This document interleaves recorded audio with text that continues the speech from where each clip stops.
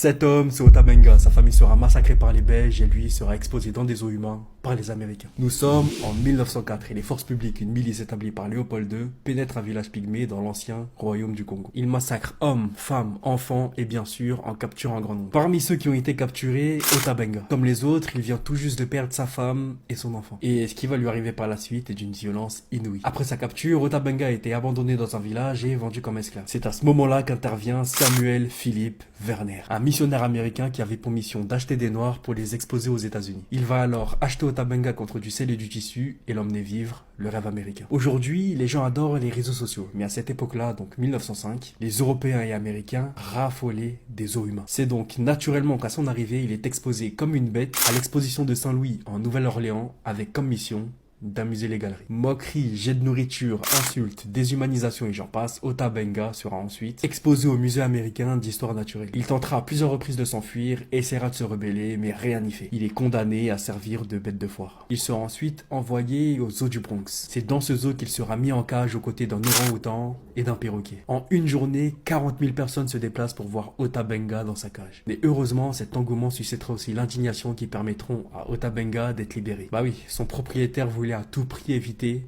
les poursuites judiciaires. Au final, Ota Benga tentera tant bien que mal de s'intégrer aux États-Unis. Il voudra à tout prix retourner au Congo. C'est là qu'arrive la Première Guerre mondiale, effaçant toute possibilité pour lui de retourner au Congo. Il deviendra dépressif et se suicidera d'une balle dans le cœur, d'après le récit officiel.